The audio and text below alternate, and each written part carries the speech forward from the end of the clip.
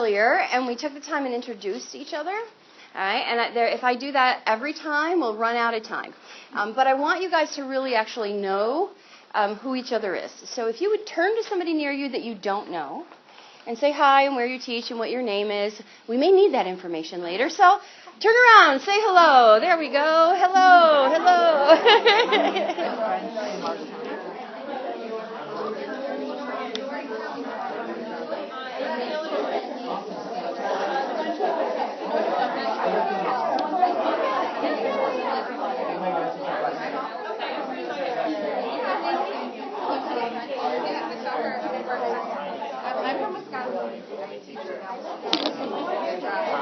How far did you drive? 6 hours. You did? Oh my gosh, that's awesome. Summer, I can do it. Where did you stay last night? At an Airbnb, like half a mile from here. Oh wow, that's cool. Alan? Hi Andrea, we're just saying hello to people and who are they? So say hello.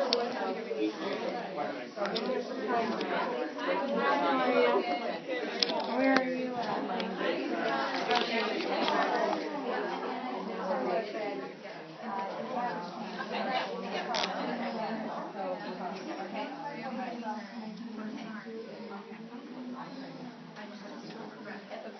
Achoo! Oh, thank you. I knew people would know how to say that. That's my signal that I teach kids at the beginning of the year. And it means please be quiet.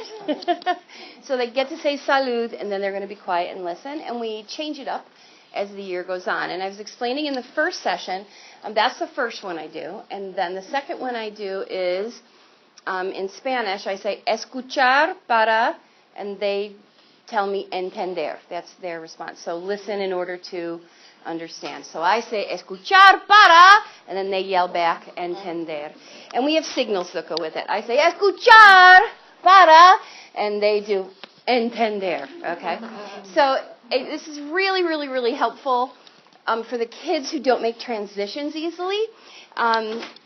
Because some kids just absolutely can't drop what they're doing on a dime, let go of it in their brain, turn around, and then get engaged in something else. They physically and emotionally and cognitively absolutely cannot do it. So when you have a signal that's a call and response, it physically gives them a physical thing to do that breaks the action of what they were doing before.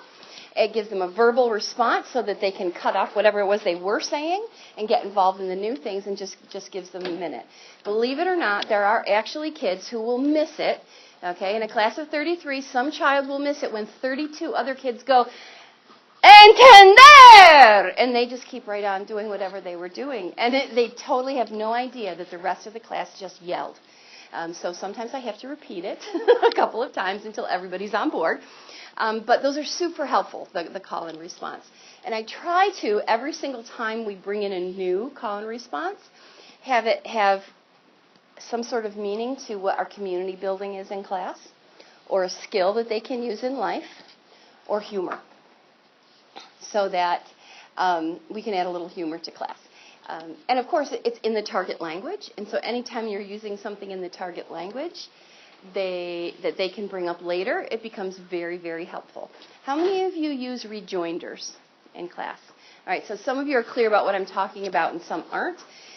But the term rejoinder, and there's a lot of different terms for it, the idea that it's just a short little word or a saying that you inject in a conversation, so that makes you sound like you are part of the conversation and contributing to the conversation, but you aren't actually the focus of the conversation.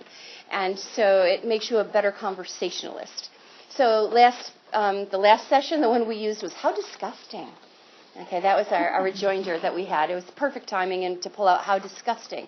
But you can do how marvelous, how wonderful. You don't say, oh.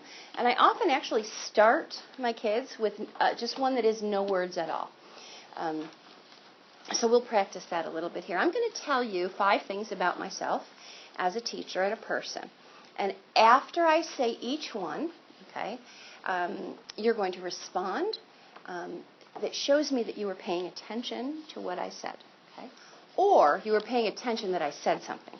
You may not actually remember what I said later, but at least I get the idea that you're aware that I'm speaking and you're supposed to be paying attention, which is what I usually start with my high school kids in particular. So after I tell you the first sentence, I would like you to just nod in a way that seems kind of natural to you, okay? Just in a way that seems natural to you. Don't start until after I finish my sentence, but after I finish my sentence, okay? And if you would, when you nod, if you would look at me and nod, because if I'm speaking and then you turn away and go like that, it doesn't feel like you're responding to me. I have to tell kids this. They're not aware of these conversational skills that other people grew up with. They don't have them. The phone doesn't nod to them, and the phone doesn't care if it nods, if it's being nodded to. So we have to sort of build that a little bit. So, statement number 1. I was born in 1961. Ooh. Thank you so much. That's a hard one to keep quiet about sometimes. How many of you were not yet born in 1961? Okay, beautiful. Okay. I had a feeling that was probably the case. How many of your parents were born around 1961? Yeah, there we have a connection. Absolutely. Grandparents born around 1961? Okay, I'm not quite there yet. Good. Nice. All right. Second thing, I would like you to nod, okay, and put a sound to it. Now, the sound needs to be either neutral or encouraging. Okay? Neutral or encouraging. Okay? Like, is not the sound I'm looking for. Okay? So, neutral or encouraging. Okay? I taught for 29 years in a cornfield. Thank you. You made it sound so much more exciting than it actually was. You guys are good. Okay. The third sentence, I would like you to over-exaggerate your facial expression, like beyond what you would normally do. So if you're really above and beyond, okay, what your facial expression might be. Now, let me think of a good thing to share with you so that you could do that. Oh, okay. I have retired twice. Whoa. Wait a minute. Now look at somebody else in the room. Look at somebody else. Pretend it's me talking. I'm going to say it again. Show them your reaction. I've retired twice. Nice job, people. Nice job. Well done. I do have to sometimes do that with kids. If you have drama kids, they're really good at this. Really, really, really good at this. And oftentimes I'll bring a drama kid up to the front, okay, and they can be the demo person. So the drama kid will make the face, and then the rest of the kids try to make the same face the drama kid made. All right. If I want reaction from a class, there are some classes that don't react well. And what I need the kids to understand is that everything we do in class is interactive. This is an interactive class, and you may not be used to an interactive class. And to have an interactive class, that means you have to act. All right? So I often have to have a demo person up here demonstrating how to act so that they know how to react to the situation. Let's try another one. Let's do the American Sign Language applause.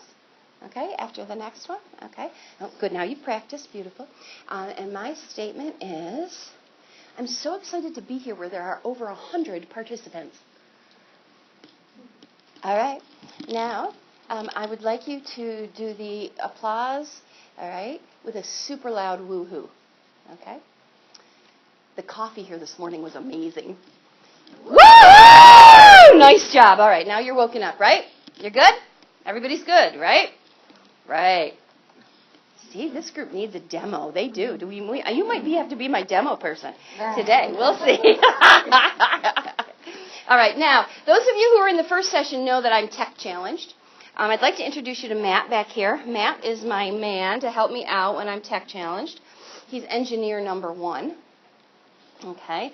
Naomi, would you like to continue being engineer number 2? Sure. Thank you. Naomi's my engineer number 2 for problems that she can run right up here and help me with that I haven't learned how to do. And I need somebody to be my timer. I'm very bad with time. Is somebody conscious about time that could tell me when there's about 5 minutes? Is this the session just before the keynote? Yes. Okay. I really hate this, but I've got... I didn't look at the schedule earlier, and I didn't realize that there's only like 5 minutes in between this and the keynote, which is over there. All right, so I'm going to end it at like between 1/4 and 10 of, if that's okay. So, all right, anybody and everybody who wants to remind me when it's 1/4, that would be great. Okay, so keynote, because I have to get over there, and that would be helpful. All right. Oh, to signal? We need a good signal for time. Oh, yeah. Hold up the clock, point to the clock. And it was so sweet earlier in the first session. I asked somebody to be my timer, and she's going like this to show me there's 5 minutes left. And I thought she just wanted to say something. And I kept putting her off, and finally I'm like, and what is it you wanted to say? She goes, it's 5 minutes, 5 minutes ago. So, yeah. Good. A signal is a very good thing. If you're very vocal and you just want to go ding, ding, ding, ding, ding, ding, ding, you can do that too. That's quite fine. All right, so let's take a look at a couple of things since I actually figured out how to work the slideshow for a minute. These slides are part of a series that I put together with Annie Ewing, who's in the Northeast, and Terry Waltz, who's also in the Northeast. And we were really blessed to have this opportunity to go to Australia in January. Wow. And so some of the slides that you're going to see are from the pieces that we put together there. And I really, really, really like this piece, this differentiation here. And if I can, I wasn't watching. Over and down. And I don't know if I can get out of there. If I go up here. Nope, it just goes backwards. Beautiful. Nicely done, Lori. Let's figure it out. I'm technologically challenged, people. All right, so learning is often perceived as, maybe not is, but perceived as didn't fit on the slide. So learning is often perceived as, especially language learning, difficult. It's a conscious process. You actually have to think about it the whole time you're doing it. Okay? It appears to be fast if you are a memorizer. If you are a good memorizer, then it appears to be fast. Okay? But unfortunately, it's soon lost. So kids will take a test on a vocabulary list, even if it's as short as 10 words, and then 2 days later can't remember a single word that was on it. And has often been seen for the smart kids. Now, if you were born when I was born, you would know that only the smart kids took a language. Only the smart kids. And when I first started teaching, and maybe it's not like this where you teach, although I do know some places where it is, there's an active process to get rid of the kids that aren't good at learning.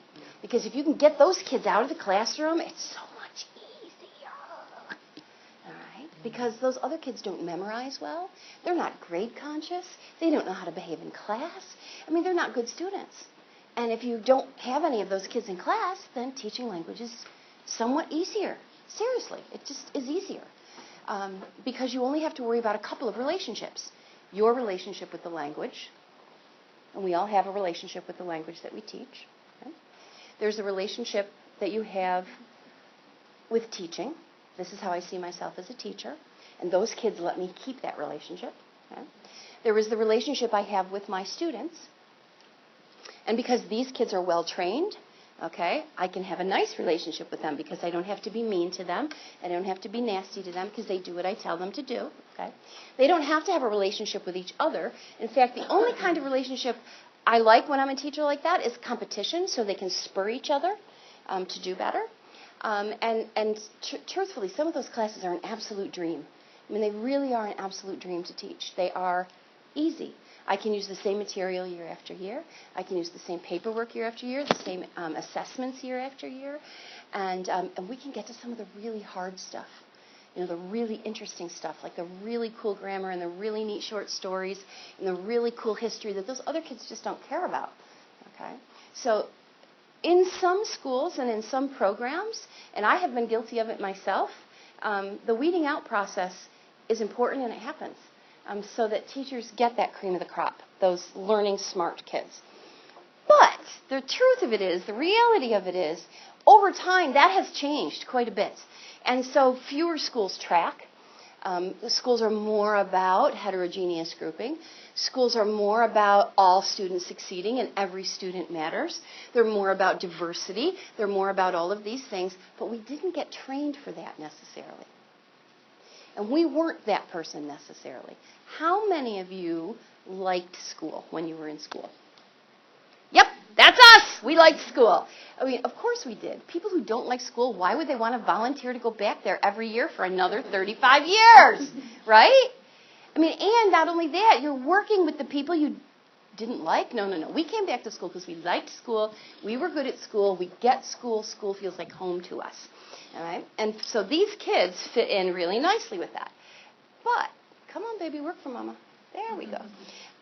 But the truth is that isn't how language works. Language is acquired, not learned. And learned language is fake language, to tell you the truth. You can look like you know it, but you absolutely don't. And if you learned a language, and you believe you learned a language, I can send you to somebody who will argue until they're blue in the face that you actually acquired it. You just thought you were learning. But that's not this presentation. What we're talking about is acquisition and how it's perceived and how it feels. And this is tough. This is a tough switch because acquisition is easy. Put some quotes around that. Easy. And when I say easy, I don't mean fast. I don't mean instant. It's not instant. Acquisition is not instant. Okay? But you don't have to consciously pick it up, put it in your brain, smack it into your head 4,700 times, okay, get exhausted from the effort, stay up 5 hours to do it, okay? It's unconscious effort, okay? It's using language, and as you use language for another purpose, okay, the brain just says, oh, that's cool, I think I'll keep it. Oh, I like that, I think I'll keep it. Oh, that was useful, I think I'll keep it. And the brain does all of those decision things. You don't have to. Okay? It is slow. It takes a while. Now, I know that there's a lot of conversation about acquisition in your first language, when you're this tall, and acquisition in your second or your third or your fourth language, because clearly adults are not children, and our brains work in different ways in some things. We actually have advantages as adults that little kids don't have. And in some ways, we can acquire faster than little kids can because our brains are used to making connections over and over and over again. We just have to dig those skills out again. We just have to bring them back to life because they've been dormant for a while. But the really important thing about this is that it's lasting. And how many of you have been to a demo in a language other than the one you teach? You've seen it. Beautiful. Okay, because that's the really powerful thing. And I'm reminded of it over and over and over again. When we were in Australia, Terry did a demonstration in Hawaiian. Now, clearly, I do not have a lot of Hawaiian in my background. None at all. And yet, as I'm going through the story that she taught 6 months ago, I'm like, wow, I remember what each of these phrases mean. I haven't seen it in 6 months, and I can do that. And there was no way my kids would ever be able to do that in a classroom before we started to use CI, that I could do that. How many of you are fairly new to CI, like within a year or 2 years? Okay. One of the questions that I ask, I'm going to run out of time if I keep talking about that. One of the questions that I ask teachers who are new to CI, and if you have colleagues that aren't sort of bought into this process, this may be something to put in the back of your mind for later. What I ask them is this. Teachers who have the good kids, teachers who expect kids to, at the end of the month you have a 50-word multiple choice whatever test on grammar or vocabulary. We've studied it, and they've done worksheets and practice. And maybe it wasn't even worksheets. Maybe it was we played a lot of games. That's what I used to do. Really interesting, interactive kinds of things, but there wasn't a CI basis to it. And this is the question. If you give a final exam in June, and the kids get a B average. Everybody in the class gets a B on this final exam. And they come back in September, and with no warning and no preparation, you give them the same exact exam. What percentage grade do you think they would get? So say they got an 80 in June. What percentage grade would they get on that same exact exam 2.5 months later in September? 60? Anybody think less? Yeah. 30 is usually the number they agree on. 30%. And I have to ask them, at what point in our profession did we decide that every single thing we do is worth so little that they're only going to retain that percentage? At what point did they tell you in teacher training that you're going to work hard and bust your butt every day so that kids can retain 30% of what you teach? And that after 2 years, it might be only 10%. And after 3 years, you're going to meet every former student who says, oh, I remember you, but I don't remember any language. Where did they say that in our teacher training? Because that's an accepted thing in our profession, that what we teach will not stay around. You don't use it, you lose it. Okay? Now, the beauty of CI is that that doesn't happen. And when I talk to CI teachers and ask that question, if they got an 80 in June, maybe they'll go as low as 60. But most teachers are like 70, 75. They still will have most of it, of what they had. Now, that's not what I taught, okay? That's just not 70 necessary percent of what I taught, but of what they had, they retained it. So if you got an 80 and you retain it and get a 75, you're retaining like 90% of what we did. That's powerful. And that's why the shift is here. And the beauty of this is the questioning. The beauty of this whole method falls down to two things: creating a relationship with your students and being able to artfully ask questions, which aren't just teaching skills, they're life skills. If you know how to ask questions and you know what to do with the answers when you get an answer, you can be successful at anything in life. And so those of you who were in the first session heard this. I often say to kids, listen, this is not about doing Spanish. This is about you becoming a person who's going to be freaking effective in the world, okay? And if you can get this skill down in Spanish, my God, you will rock it in your first language, whatever your first language happens to be. Because how many of you teach a lot of kids whose first language is not English? You guys have a lot, yeah, more and more of that. Okay, so let me go back. Let me see if we need the next slide or if we're just going to go to the next thing. Come on. There we go. Down here. Okay, does anybody here teach in this school? Okay, do you all have systems like this? This is crazy. The arrow is up here. The pad is down here. You have to look down here and up there at the same time. This is really hard. And not put your back to the class. No, I can't do it. Okay, so you all are very tolerant of me. Oh, there we go. Boom. So what we're going to look at today are some skills.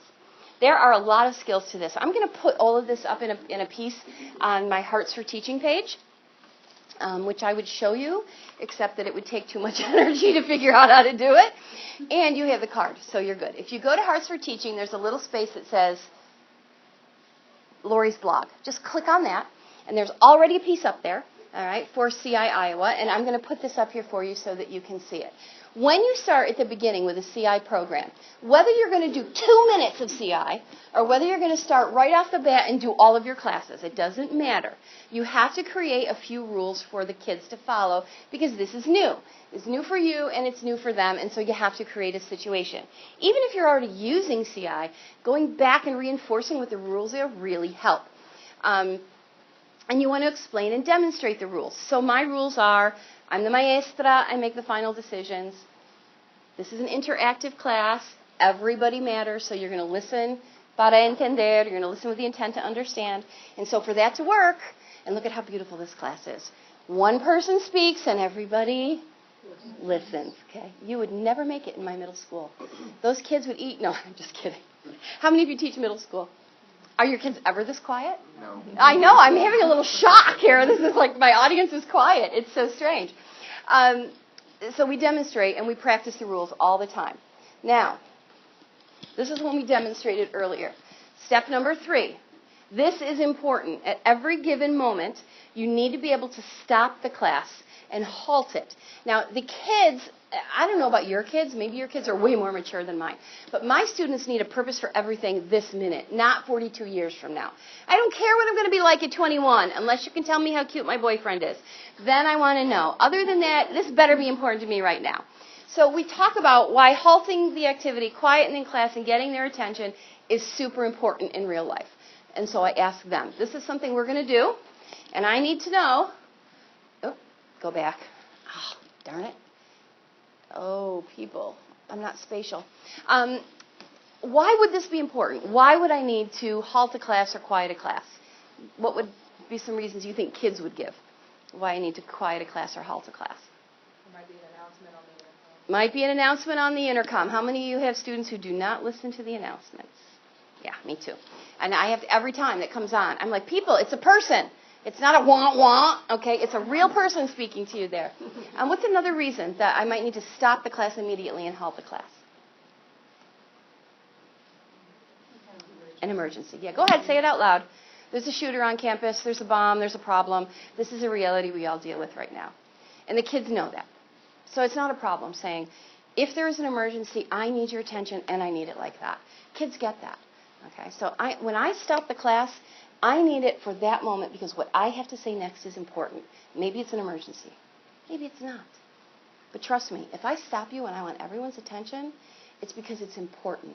I work really hard to figure out what's important for you and what's not. I'm not going to make you stop and listen to something unless it's important. If I do, you have the right to raise your hand and politely say to me in English, I'm sorry, but could you tell me why that's important? Now, in the earlier presentation, I said, don't ask the question if you're not ready to give the answer, okay? If you're not ready. So if the kid asks me, why is this important, I need to be able to say that. But I'm starting to build a trust issue here with my students. Because when I ask a question, there's a reason why I'm asking the question. Okay?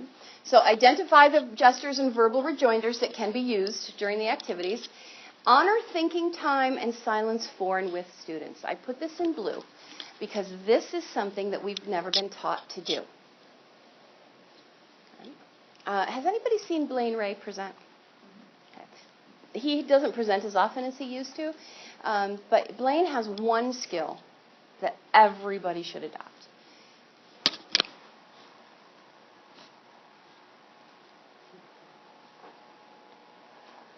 Blaine has a thinking pose, and it looks somewhat like this.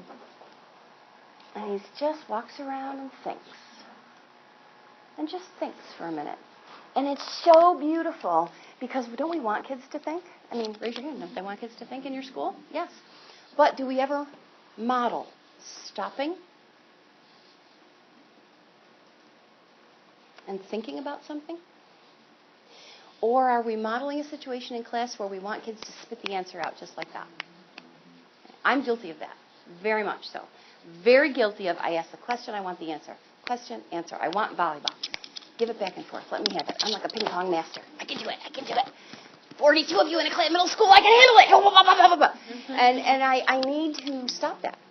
I need to let everybody know that stopping and thinking and silence are not terrible things. In fact, they're actually what we want from people. And if people are silent for a moment and thinking, it's because they care enough about the answer to stop and think about it.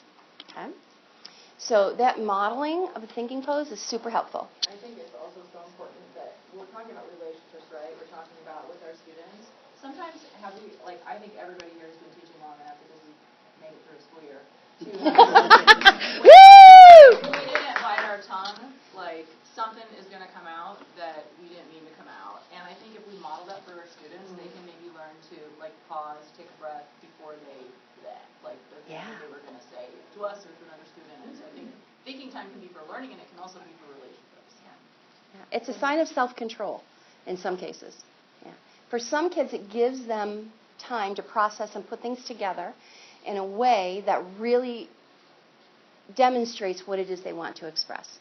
For other kids, it's a way to stop the verbal diarrhea, okay, and filter through it and come up with something that is really important. Yeah. And those are things to share with kids, that thinking space. Now, the trick is when you can't think of a question, when you're up here talking to kids and you're talking about anything, the weather, the dance, their weekend, a story you're co-creating, and you can't think of what comes next, you pull a Blaine. You think of a thinking pose.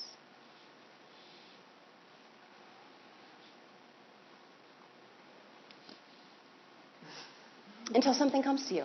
And then when something comes to you, in the meantime, the kids are going, what is she thinking? What is she thinking about? Okay. And if you have a class that is has a good sense of humor and you get along well, okay, you have them pull up the Jeopardy theme. You have one child who goes, do, do, do. This is your signal. You go like this, and the kid goes, do, do, do, do, do, do, do. And then when you're done, break the pose, and they break the music, and then you go on and you ask your question. But learning how to ask good questions is really the tiniest part of the questioning. The biggest part of the questioning is getting your students to understand that the message that's coming across in the question and in the answer are important. So having a signal, having stopping time, everyone listens to understand, one person talks, everyone listens. When you have all of those things, it's much easier to come up with a good question because you're not playing whack-a-mole with the kids and, trying to do all of those other things. Okay, here we go. Oh. Engineer, I'm so sorry. I may have to call on you in a moment. All right, so find ways to identify, facilitate, and celebrate success, behavioral or acquisitional. This is really important because when kids give back to you in the target language, it's an achievement on their part. And it may be an achievement in the language on their part, or it just simply may be a personal social achievement for them, that they feel comfortable enough in that class, in the moment, or with the group of kids that are in there to actually respond in front of them. This is not like a regular relationship. This is, a regular relationship is you and me. It's the two of us, or maybe four of us at a table having coffee, okay? But this is different. This is a relationship in front of every single other person in the class. And those are different kinds of relationships, and you know that. There are some kids, in fact, most kids, that you have a different relationship one-on-one that you have if they're now in front of the whole classroom. So this year I have a student whom I will call Noah, and his real name, and one-on-one, this kid was a doll. He would do anything I asked. He would answer any questions that I have. He was really, I really enjoyed talking to him one-on-one or if he stayed after school. During class, he was on his belly doing the army crawl. He's 6'2" in 8th grade. And he's like a snake doing the army crawl under the desks in the classroom. This is not the relationship I thought I had with this kid. But one-on-one, totally different relationship. In the classroom, he had a relationship with the rest of the class that he needed to overcome. The relationship he had with them was that he was dumb and they were smart. And so because he thought that they perceived him as dumb, and they did, okay, that was their relationship. He just found other ways to be part of the class. He either startled people by climbing under the desk, or made people laugh by climbing under the desk, or became the center of attention by climbing under a desk. And so that kind of relationship takes a little bit more building to do before you can ask the questions. And then you have to ask yourself, do I ask a question of Noah while he's under this desk, okay, or do I not? And 9 times out of 10, a CI teacher will engage Noah in the question on the floor under the desk and ask the question. Because once Noah can now show the class that he's smart, okay, and develop a relationship in which he is a contributing member in the way the other kids are a contributing member, then he no longer has to crawl on the floor. He will get up and get in the desk. And so my job was to engage him in questions that he could answer. So when you're looking at questions, you want to ask questions that the kids know the answer to and can express the answer to. Okay? Now, up here I have my reel of questions. Ooh! This is a cool thing called a magnetic whiteboard spinner that I found somewhere.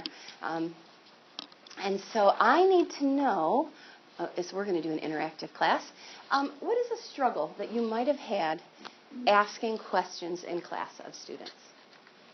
So let's give you a scenario. Let's put it in context. Let's take a beginning of the period exercise where you might talk about, say, the calendar, or you might talk about what you guys did yesterday, and you're just talking back and forth. What's a struggle that you sometimes come up with when you're asking questions? Anybody brave enough to throw a struggle out there? We've got 2. We'll start with 1. Whether they're too simple for their level. Okay. What happens if it's too simple? In your experience, if the question's too simple, what do you worry about? Okay, and why do you want it to be rigorous but not impossible? To make sure that they're actually still receiving a challenge. Okay. According to their ability. According to their ability. And so I'm going to... They don't answer it. Like, if it's too easy, like, they'll sit there and stare at me, and I'm like, I know you guys know how to answer this, and it's like I'm insulting their intelligence. So you need to know your audience, right? And so your audience is insulted if it's too simple, right? Yeah, they just And stare at me like a dog. does your audience relate that way too? I'm still super new to it, and so I still don't necessarily know how to read the room always. Always. Okay, good. Point number 2.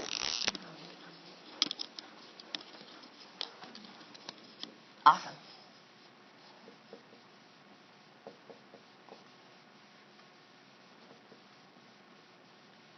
Cool. All right. Next one. Coming up with like good follow-up questions that help keep the conversation going rather than just bouncing from topic A, B, and C. Okay.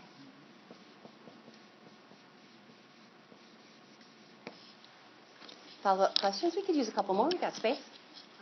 Sometimes I'm pretty new at this too, even though I've taught a lot of years.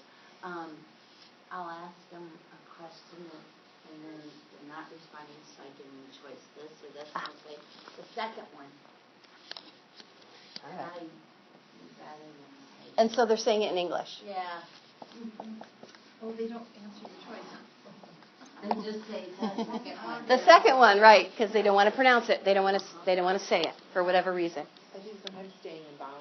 Like a kid wants to off on a tangent, but they don't have all the vocabulary structure. So then you're trying to prompt them, but they don't quite get what's going on. Right. Awesome. We got one more? Okay, we're going to leave it blank. Oh, good. Go ahead. I have kids who, they're always the first one. There's this one kid that's answering, and so everybody else just kind of sits back. The star takes over. All right. Yes, indeed. All right. So the answer to all of these questions is how you deal with them is train the kids. The answer to all of this is how do I train the kids? And nobody ever tells you that. Nobody ever says if you train the kids, then some of these problems won't happen. We tend to think that it's all about, if I ask the right kind of question, or if I do it at the right speed, or if I have it prepared ahead of time in a script, or whatever, it'll be different. But no, that's not it. The question is the kids don't know how to deal with an interactive classroom. They just don't know. So we have to say it. And even if we have to say it in English first and have them get it, then we do. Because all of these questions, it doesn't matter which one it is, all come down to training the kids ahead of time. And so you're going to do the same thing with this as you do with rules, okay? We're going to ask a lot of questions in this class. That's how it's going to go. Because in real life, that's how you get answers. Now, I realize you all have a box. Raise your hand if you own a personal private box with all the information in it. Everybody has one? A computer or a phone? Everybody has that personal private box somewhere, right? Okay. Well, guess what? I'm going to show you how to do the same thing with people. That's what we're going to do. That's our job. Because here's the secret, people. Our knowledge is no longer valuable. It has no value. It comes in a box. And they can buy it and they can upgrade it every day if they want to. They do not see us as valuable for our information and our knowledge. And they can't. It's not their fault. There's a box that has more information in it than we'll ever have. So we have to be valuable in another way. We have to be valuable in a way that that box can't be. Okay? We have to help them be better people in a way that that box can't help. And the way that I can do that for my students, and this is what I tell them, the way that I can do that is to help you interact better with everyone else when you choose to. Now, I'm not saying that you're going to interact with every human being on the planet.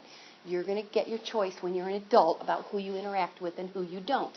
But in my class, we're going to interact with each other so that when you have to or when you choose to, you're going to have all the tools to do it well and have control of the situation. Kids want control. They either have too little or too much, and they don't know how to handle it either way. So we're going to emphasize having control of conversations and having control of the language that we have, having some self-control. Right, making some good choices with cool language. And I promise you, I will make it as interesting and fun as possible because that's what I'm trained to do. I go visit teachers every week so that I can figure out how to do it better. So you have to tell the kids what you expect, and then you have to practice. So let's start with the too simple. We're going to do this one in English, just because it's easier to start with, to do this particular situation in English. So I'm going to demonstrate with this, just for now, because how many of you teach middle school again? Okay, yeah, not too many. How many of you teach elementary school? Okay, high school teachers. Raise your hand if you have a class that won't shut up. Good, hands down. Raise your hand if you have a class that won't speak. There we go. Isn't that funny? In the same day, you've got two kinds of classes. This training situation will work in either one. I would not suggest using this. I use bathroom puffs. You know, the poofies that you get that you wash with and cut the string off of them? Thank you. And cut the string off of them so that you can demonstrate this. But today, this was easier to put in my suitcase. I already had it. So when I ask the question, I have this. When you answer the question, you have it. So, what's your name? Andrea. That's awesome. Thanks, Andrea. When I say thanks, usually what do you say? You're welcome. Oh, that's so awesome. Her mom gave her manners. Let's do it again. Thanks, Andrea. You're welcome. Oh, I love that. She's awesome. All right, that's beautiful. Thank you so much. I need to know, Robin, one polite thing you could ask Andrea about herself to get to know her better. A polite thing. Oh, wait. Before you say it, could you whisper it to me so that I know it's polite?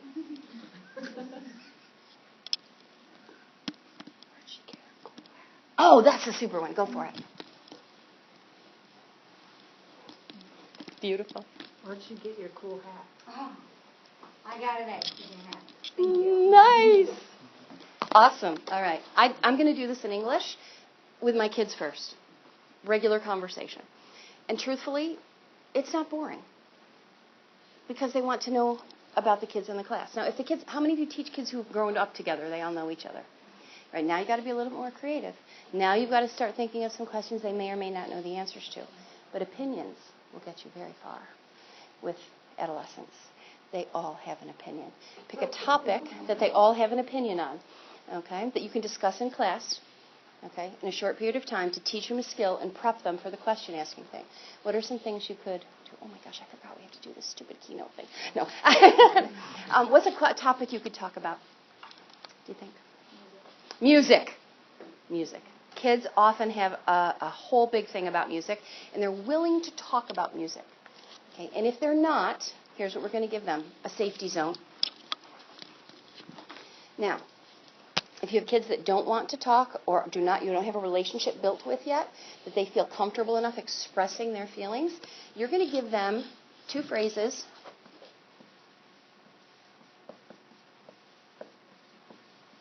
And I put this up in Spanish and English for a while, and then I just take the English down so that they don't see safety zone, but then they have it.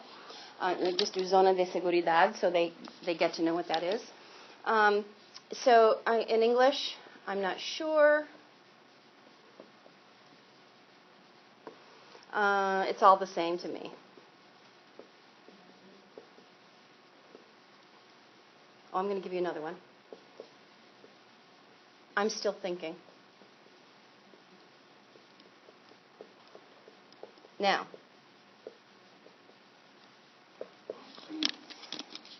in your opinion, if this were in your target language, is that a beginning language student response? Any of those? I'm not sure. Not traditionally. Not traditionally? No. Okay, so, I'm not sure, maybe. It's all the same to me, maybe. I'm still thinking. Okay. Do you think that your high school kids, if you put that up there and they heard it once or twice, they would say it? Oh, absolutely. You know your kids. Your kids would. Patty's might not. Because Patty's won't even pick choice 2. Right? They just say choice 2. Okay? All right. So at the beginning, I allow kids to go, How many of you teach people whose first language is not English? Okay. Are you familiar with the word How do you spell that? English language learners need to know that that's a commonly used word in English. Okay. Kids go around going, Right? But nobody knows, you know what I mean? We have to teach some of those kids, beats me. But they just don't think to go, I had a Spanish speaker come to me one day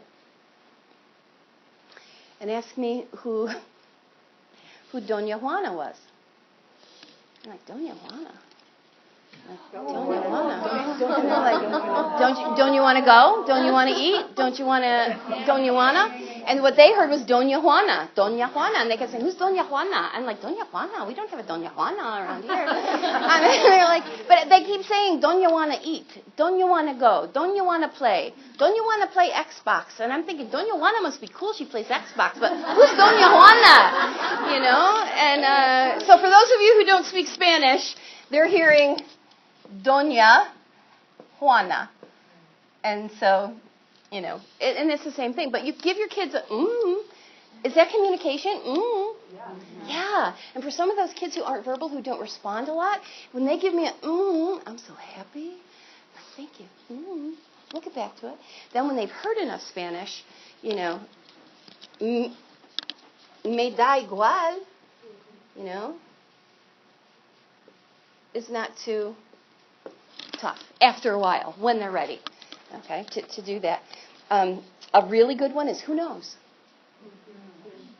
Who knows? What a great safety zone. I ask you a question and you answer with who knows? And you've taught the kids who knows. Yeah, the question word and then who knows how to do this? Who knows how to do that? So the safety zone is a really good way to do that if they're not ready. To tell you the truth about the simplistic piece of it, the only danger you're going to run into with language that's too simple is this one, is that it's too simple. And I would encourage a signal for that. If you ask a kid a question and they think it's just too easy, it's just too obvious, like, why are you asking me that question when I promised you that I would ask questions that were interesting because that was my promise to the class? And they're asking me questions, and I'm asking them things like, is it yellow or green? Okay, and nobody's colorblind. Is it yellow or green? And they're like, duh, it's yellow. Yeah. Then I want them to say, it's clearly yellow. It's obvious it's yellow. Can't you see it's yellow? And I'm going to give them permission to say that to me in the target language. So if I ask an obvious question, my upper achievers, my fast processors, my super king and queens of the language are going to be able to say anything. Clearly it's yellow. Look at it. Míralo! And come back with something higher end.